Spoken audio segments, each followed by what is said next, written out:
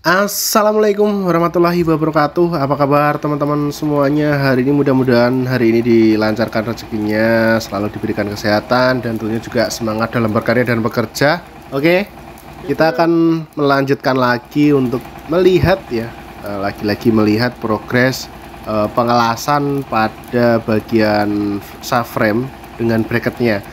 Karena momen ini momen spesial, jadi saya terus mengabadikan momen-momen ini karena bagi saya ilmu baru ya, ilmu baru untuk saya sendiri dan mungkin juga bermanfaat untuk bagi teman-teman semuanya yang melihat ataupun menonton video kali ini teman-teman.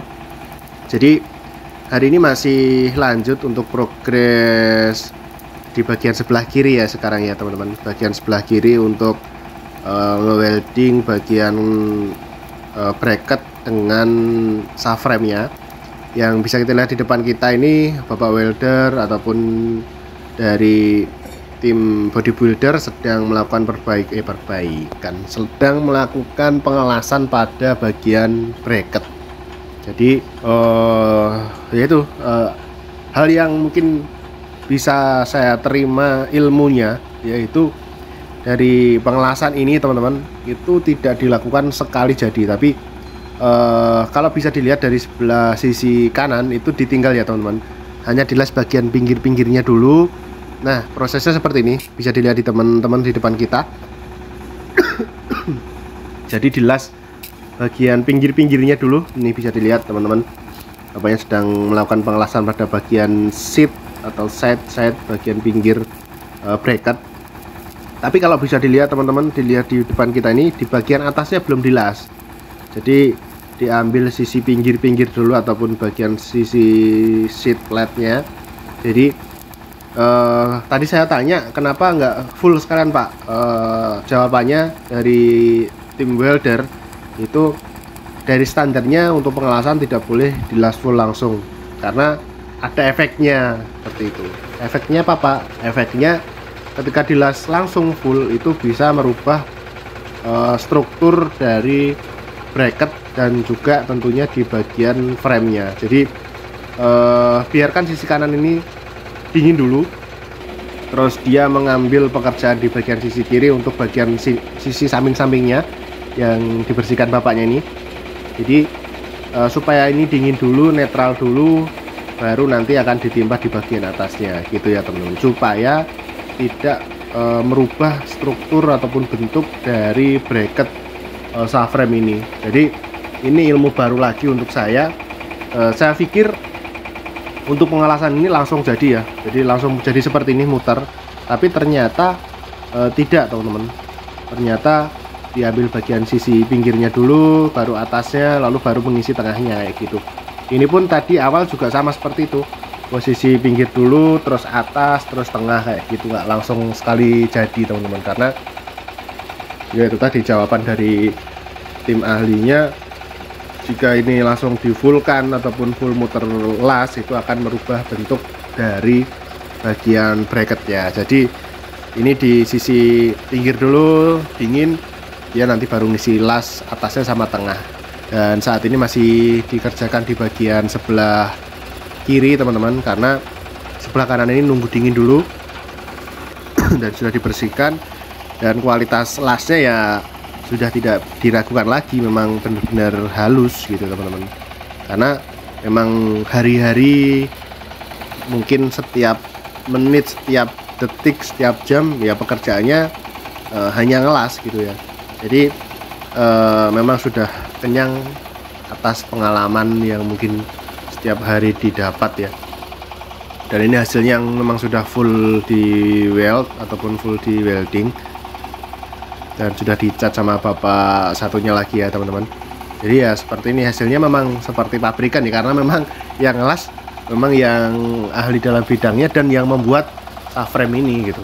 Jadi ya tidak diragukan lagi. Tapi catatan bagi saya, ini juga akan kami review, ataupun saat ini masih kita akan review ketika nanti unit ini jalan gitu, seperti apa kualitas dari pengelasan, terus durability dari subframe itu juga nanti akan kita uji ya teman-teman. Kalau dilihat dari kasat mata, saya orang awam, dalam bidang pengelasan ya ini sudah bagus pandangan saya teman-teman. Tapi kalau memang dari pandangan teman-teman yang lain ini masih ada koreksi ya bolehlah nanti di komen di bawah ataupun di kolom komentar. Tapi saya sebagai bukan tim ahli dalam pengelasan, kasat mata saya memang ini sudah bagus ya teman-teman. Dan pernah saya baca-baca mengenai prosedur pengelasan juga ini sudah masuk dalam prosedur pengelasan yang benar-benar standar internasional yang apa ya, karena kan bapak-bapak ini juga ada sertifikasi ya,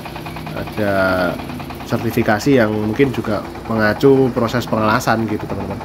Jadi ya untuk kasat mata dan pandangan saya juga ini sudah bagus. Tapi nanti kita akan lihat untuk durability pada saat unit ini beroperasi. Jadi fokusnya ini sebenarnya nanti di bagian atas ini nanti akan di wet lagi.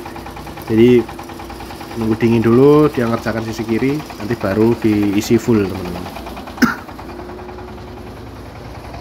Nah, ini juga sama, masih spot-spot ya, masih belum full weld, tapi masih di bagian tertentu ya, titik-titik tertentu lah ya, seperti itu. Nah ini seperti di bawah itu pun juga belum full, hanya diisi sedikit-sedikit dulu.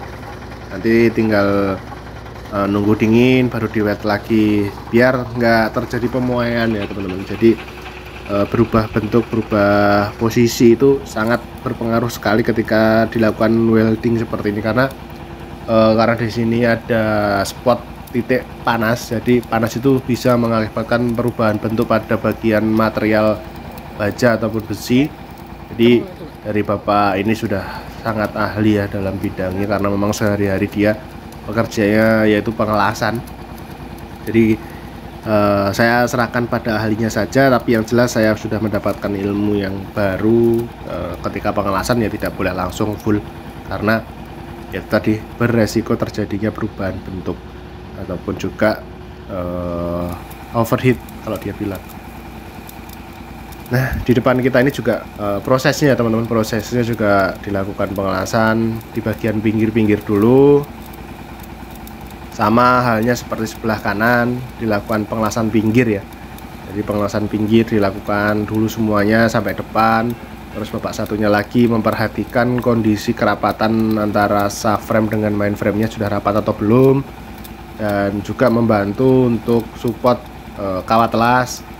Jadi saling bekerja sama dalam pekerjaan ini, karena pekerjaan ini tidak bisa dilakukan dengan sendiri-sendiri teman-teman, harus kerja sama tim juga.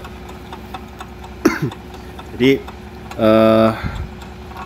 ilmu yang mungkin video sebelumnya sudah saya share ataupun saya dapatkan ya tadi, dikerjakan dari posisi belakang, terus dilakukan perapatan, centering menggunakan alat, menggunakan chain block. Ketika rapat ya udah diketek les, terus dia akan maju lagi ke bracket depannya, sama juga prosesnya dirapatkan terus di centering.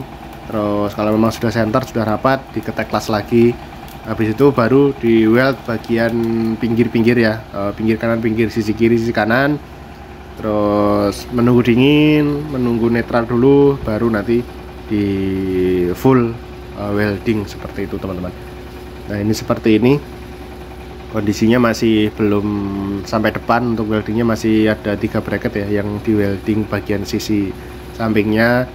Terus dia juga menerapkan prosedur yang menurut saya harus dilakukan, seperti covering, menutup bagian-bagian titik komponen kritikal jika terjadi percikan las, apa yang terjadi misalkan ada hose bocor dan lain sebagainya.